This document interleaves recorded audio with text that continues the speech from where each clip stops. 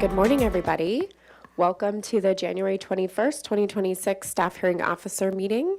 My name is Tess Harris, and we'll go ahead and begin the meeting. I'll start out if there are any public comments for items that are not on the agenda. If anybody in the room would like to come up to the podium, not seeing any movement. Ms. Gu, do you have anybody on Zoom? Upon checking Zoom, I do not have any raised hands for general public comment. Great, thank you. I took us a little bit out of order, but going into preliminary matters, requests for continuances, withdrawals, postponements, or addition of X agenda items. I do not have any requests. Additionally, item B, announcements and appeals. I also do not have any announcements or appeals at this time. So with that, we are just going to go right into the projects. So item 2 on the agenda for the project at 3003 Calle Noguera. I'm going to go ahead and read the item into the record before we begin, and then I will have the staff provide a brief presentation, and then the applicant is welcome to add any additional information that they'd like to. So we'll start out item 2A. The 7,410 square foot site is currently developed with a 1,177 square foot single story, single unit residence, and a 467 square foot accessory habitable space with a half bath over the 467 square foot 2-car garage. The project consists of converting the existing accessory habitable space above the detached garage into an accessory dwelling unit and permitting various as-built improvements, including a second-story balcony above the garage, a wood gate along the alley, and brick driveway paving. The project also includes demolishing the as-built bathroom in the primary residence, as well as an existing shed in the rear yard. And the applications under the jurisdiction of the staff hearing officer today for this hearing are the front setback modification, which is along Calle Lorales, to allow the as-built second-story deck above the garage to encroach into the required front setback, and a determination that the project is categorically exempt from further environmental review pursuant to California Environmental Quality Act Guidelines Section 15303, which is for new construction or the conversion of existing structures. And so with that, I will move on over to staff, to Ms. Fennessy, to provide a brief presentation. Thank you, Ms. Harris. Jillian Fennessy, Assistant Planner, and I'm presenting the project at 3003 Calle Noguera. And I do have a presentation. I don't know.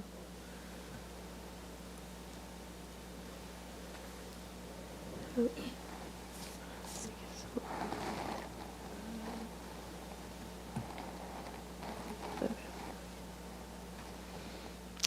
Okay, so the project is located at 3003 Calle Noguera. It is a 7,410 square foot lot. It's developed with a 1,177 square foot single-story, single-family residence, and has a 467 square foot accessory habitable space with a half bath over the 467 square foot 2-car garage. It is zoned RS 7.5, and it is in the Upper State Street area. It is the adjacent land uses include a school to the north of the property, residential to the east and west of the property, and retail stores to the south. The required setbacks in this zone are 20 foot for the front setbacks and 6 foot for the interior setback. Just as a note, the primary residence is non-conforming to the front setbacks along Calle Noguera and Calle Lorales, as well as the interior setback along the westerly property line. The garage is also non-conforming to the front setback along Calle Lorales. And here you can see the neighborhood that it's located in and some pictures from the street of the residence. So the project consists of converting the existing accessory habitable space above the detached garage into an accessory dwelling unit, as well as permitting various as-built improvements, including a second-story balcony above the garage, a wood gate along the alley, and brick driveway paving. The project also includes demolishing the as-built bathroom in the primary residence as well as an existing shed in the rear yard. The required applications for this hearing under the purview of the staff hearing officer are a front setback modification to allow the as-built second-story deck above the garage to encroach in the required front setback along Kyle Alice, and that the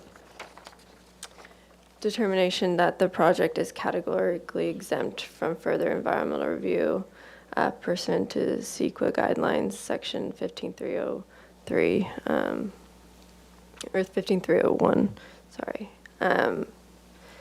Just as a note, the staff report, there is an error in the staff report that the encroachment of the as-built second-story deck was, it was 5 feet and 2 inches, but it's actually 5 feet and 10 inches. So I wanted to clarify that, as well as the project will be going to SFDB for design approval and final approval at the later date if the staff hearing officer approves this project.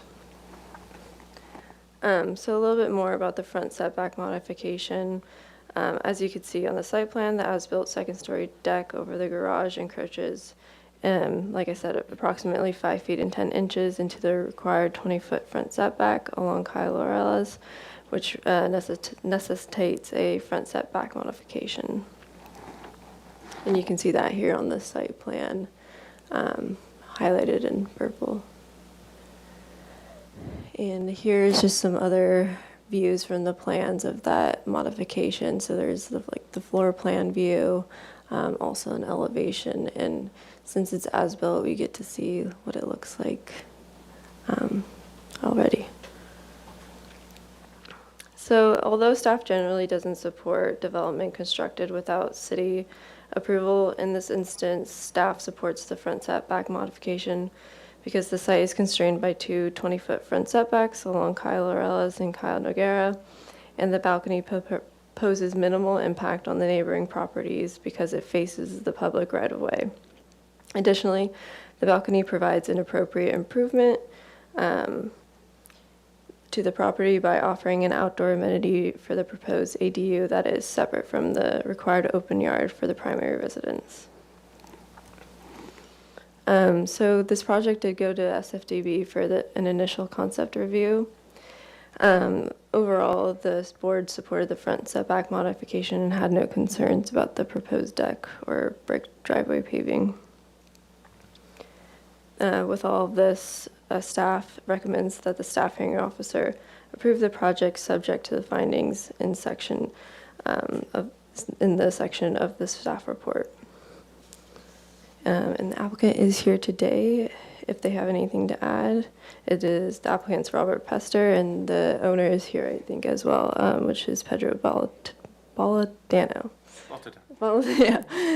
Sorry for my mistakes. And I'm here for any questions as well. Great, thank you, Ms. Hennessy. I'll turn it over to the applicant if you have anything you'd like to add to the discussion. Hi, my name is Robert Pester. I'm the architect on the project. I think Jillian did a fine job explaining, the details of the modification that we're requesting and, the minimal impact that it's having on the neighborhood. So I'm good. Great, thank you. Before I open it up for public comment, I've got a couple questions. This one may be more to Ms. Hennessy. So could you sort of walk, more for the public's awareness, walk through sort of what happened in this instance because of the unpermitted work? And what I'm trying to get at is, would there have been any difference in timing for if they had just come in and requested that work prior to doing the construction and going through the violation process?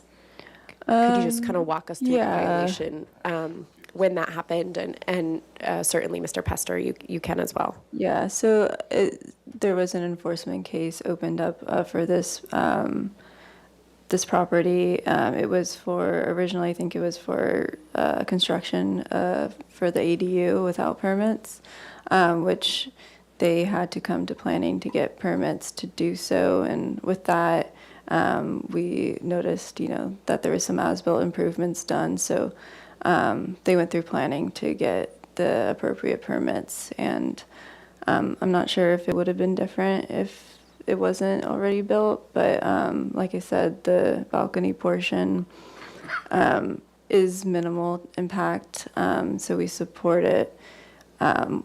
There are some other improvements that staff may have not been supportive of, and so I think those are the ones getting removed. Great. And Mr. Pester, do you want to The just only highlight thing- anything else? Yeah, or- the only thing I would add is the balcony was actually built when the accessory habitable space was built in 1987. And it wasn't shown on the original permitted plans, but the inspector signed it off. And so, since 1987, what's that, almost 40 years, it was just assumed to be compliant. Great. Okay, thank you. That's very helpful. What I'm really trying to get at is just, I really encourage property owners and applicants to just come in to seek the permit. I have no problem with this project. Certainly want to hear from the public, but it is always unfortunate to have to go through this entire process when work has been done without permits, and it's never a situation that we want to be in. So really just to highlight, please don't do that again. And but also for others that may be watching, we really do want to see accessory dwelling units and other habitable space in our community, recognizing that it's needed. And along with accessory structures, I don't have a problem with the balcony either. But it becomes very hard when that work is done without permits from a health and safety standpoint and a building standpoint. So that's all. I just wanted to make that comment for the record. So with that, I'm going to open it up for public comment. Do we have anybody in the room that would like to speak on the item? Okay, I'm not seeing any movement. Ms. Gu, do you have anybody online? Upon checking Zoom, I do not see any raised hands to comment on this item. Okay, great. Thank you. So I will go ahead and close public comment for this item and move into comments. So you already heard my comments regarding just coming in to seek permits.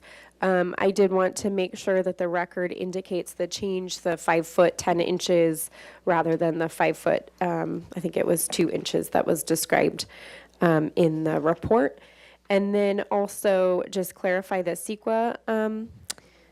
I think, sorry if I may. That's okay, yes. The CEQA determination in the PowerPoint was incorrect. It should be 15301, which is existing facilities. Okay, great. That's what I was thinking too. So we'll go ahead and clarify that. So with those changes to the project, I will go ahead and make the findings for the project. Finding A, again, changing it from 15303 to 15301. So the project is exempt from environmental review pursuant to section 15301 for existing facilities under the California Environmental Quality Act, which allows for the construction of the second dwelling unit in a residential zone and the existing structures to remain. And then the item 8B in the staff report for the modification. I also find that the front setback modification is consistent with the purposes of the residential zoning district in which the project is located. I also live in the general neighborhood in this area. I pass the property all the time. It's a great location. You're certainly very, very fortunate to be where you are, and it's a great property as well. I think understanding, you have 2 front setbacks, which makes it challenging from a zoning standpoint.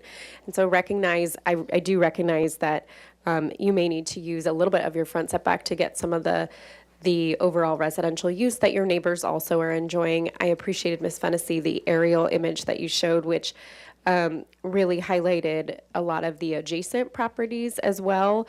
So you have all of the other residences that are immediately adjacent to this property, really in very similar location in terms of the setback on that street. And then with Calle Lorales, you have this property that's residential, and then you have a lot of commercial properties pretty much adjacent outside of that sort of alleyway area that are coming up right up, have a different requirement, but are coming up right up to the edge.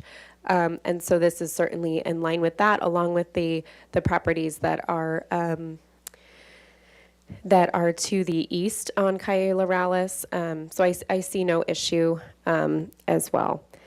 So the proposed balcony has minimal impact on neighboring properties. It faces the public right-of-way. It provides for an improvement by offering an outdoor amenity for the accessory dwelling unit that's separate from the open yard. And just, again, recognizing the hardship due to the front setbacks on Calle Laurales and Calle Noguera. So with that, I approve the project. The project is subject to a 10-day appeal period. Any member of the Planning Commission may suspend my decision within 10 calendar days. And then if a member of the public would like to appeal the project, they may do so. The information is, Ms. Gu, could you actually move over the slide? Thank you.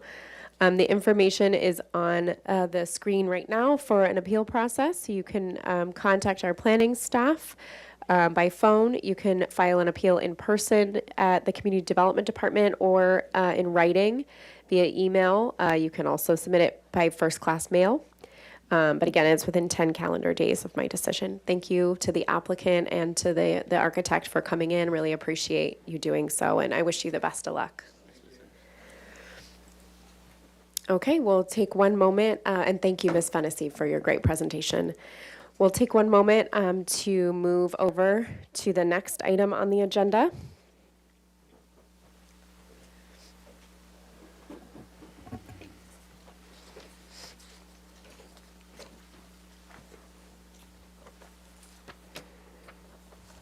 All right. Hi, Ms. Brodesson. We are going to go ahead and move on to 3022 Paseo del Refugio. I'm going to go ahead and read the item into the record. It's item 2B. The 9,022 square foot lot is developed with a 2,090 square foot one-story residence with a 451 square foot attached garage. The proposed project consists of an 82 square foot addition on the first floor and a new 561 square foot second story. The proposed project will be 93% of the maximum FAR. Review of a minor zoning exception by the Single Family Design Board is required to allow the hedge along the front property lines at East Alamar Avenue and Paseo del Refugio to exceed 42 inches within 10 feet of the front property line. The discretionary applications under the jurisdiction of the staff hearing officer today at this hearing are the front setback modification to allow a second-story addition above the garage to encroach 12 inches into the front setback in line with the existing structure, and determination that the project is categorically exempt from further environmental review pursuant to California Environmental Quality Act Guidelines Section 15301, which is for existing facilities. So with that, I will turn it over to staff to go ahead and provide a brief staff presentation, and then we can have the applicant add anything additional as well. Thank you, Ms. Harris. Kelly Brodesson with Community Development. Thank you for reading the project description. This is an aerial slide showing the aerial view of the project site in the San Roque neighborhood. It's north of State Street, and as you go kind of northeast on Alamar, it's on the right-hand side, right on the corner of Alamar and Paseo del Refugio. It's kind of a rectangular shaped lot, and you can see it has two front setbacks. And this is a view of the front of the house from Paseo del Refugio. As you can see, it's a one-story house, and the garage is to the right. The garage, above the garage is where the second floor would be located. So in a little background, on July 21st, 1999, the project did receive a zoning modification to allow the new two-car garage to encroach 1 foot into the 20-foot front setback along Paseo. And as I mentioned, it does have two front setbacks, so the project site is constrained by two 20-foot front setbacks. So today, the applicant is requesting an additional modification to add a second story above the garage, and it will encroach 1 foot into the 20-foot front setback. The project was reviewed by the Design Review Board, and they stated clearly that the second story addition was modest and appropriate and in proportion with the width of the lot as it goes along Paseo del Refugio. And they were supportive of the architectural details and the Juliet balcony, fireplace, and chimney, and the offset in the walls and roofs to help minimize the overall bulk. So the front setback is required, or is requested, to allow the addition to be constructed above the non-conforming garage. An alternative solution would be to push the front story back above the garage, but then that would probably created an encroachment and a reduction into the open yard in the back there. So staff is supportive of this front setback modification due to the location on a corner lot with two street frontages and the siting of the existing structure on the lot. The amount of encroachment is small and is in line with the existing structure and won't have a negative impact on the surrounding neighborhood. The encroachment won't because it's on the street side, it's facing towards the street. And it's consistent with the purposes and intent of the zoning ordinance. And the single-family residence zone is necessary to secure an appropriate improvement on the lot. So as you read in the staff report, the project description, the requested applications are approval of a modification to allow the front setback modification, and also to find the project is categorically exempt under section 15301 of CEQA guidelines, which talks about existing facilities. And then that concludes staff's presentation. And we have the architect, Joe Androlitis, here, if he'd like to make any further presentation. Great, thank you, Ms. Brodesson. Mr. Andrewletis, would you like to add anything additional? Yeah, in addition to the, I mean, when we were looking at the massing of the project, it just felt odd to set back that second story 1 foot above the garage, and so it just made for a better solution. And that's the reason why we're here today. So. Great, thank you. And I understand it's an addition rather than a separate unit, correct? Is that correct? Correct. It's a family that they have 3 kids, and they're just needs more space. Great, thank you. Okay, I'm gonna, at this time, open it up for public comment. Do we have any members in the room? Not seeing anybody. Ms. Gu, do we have anybody online that would like to provide public comment for this item? I do not see any raised hands for this particular item. Great, Thank you. thank you. I did want to make a note that we did receive one comment from Susan Shields for this item prior to the hearing, so I have read that comment and appreciate that comment coming in. I'm going to go ahead and close public comment at this time. You know, to be honest, I really don't have questions for this project. It feels very straightforward. It's a 12-inch encroachment into an area that already has a modification for the garage. It's just a second story above that. I do understand the public comment that we received had concerns. Really, the concern was really around the second story in general and concern around light and air. My assumption, and Mr. Andrewletis, if you could just sort of clarify, is that you have looked at sort of lighting around the project and looking at the windows and locations and things to make sure that there aren't areas where somebody's looking directly into a portion of somebody's property that might not be Yeah, desired. That particular person actually lives across the street of Alamar. Okay. So they're not even remotely close to this house, but the addition meets the solar access Great. Requirements. And Great. Okay. Thank you. Thank you for that clarification. Yes. So I am certainly comfortable with the front setback modification. I understand the desire to add a second story. It is consistent with the neighborhood in general. There are homes that are single story, and there are some homes that are second story throughout the East San Roque or the San Roque neighborhood. So again, and I have been to the area of the site before. I live in the general area, so very familiar with the location and with the home. I'm going to go ahead and make the findings. So the first finding for environmental review, the project qualifies for an exemption from environmental review under section 15301 for existing facilities. And I think it actually should probably, Ms. Brodesson, can you clarify why we used 15301 instead of 15303 for this project? So right now you have existing facilities, 15303 would be construction of small structures. The second story is not already constructed, is that correct? Yes, Ms. Harris, that's Okay. correct. So Okay, so let's actually change it to section 15303, which would be The CEQA section that's for the new structures or, is not for existing facilities, but is for new structures.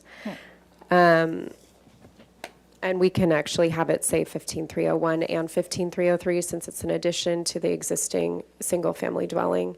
So we'll use both sections, 15301 and 15303. And then for the front setback modification, the front setback modification is consistent with the general purposes of the residential zoning district in which the project is located and is necessary to secure an appropriate improvement on the property due to the site's two 20-foot front setbacks along Alomar Avenue and Paseo del Refugio, allowing the second floor addition to encroach 1 foot along the street is an appropriate improvement. It's constrained, again, with those two 20-foot front setbacks. It also is in line with the existing structure of the garage, and I do agree with the applicant, the architect, that sort of shifting it back might look a little strange, or just having it sort of immediately above the garage from a massing standpoint makes a lot of sense. It also went to design review to the single-family design board and received favorable comments. So recognizing that there's some additional work that'll be done before going back to the to that board, but again, finding this modification's appropriate for the site. With that, I'll go ahead and approve the project. The project is subject to a 10-day appeal period.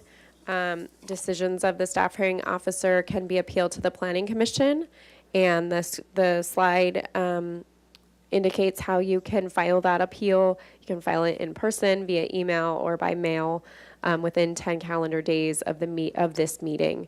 Also, a member of the planning commission can suspend my decision within 10 calendar days.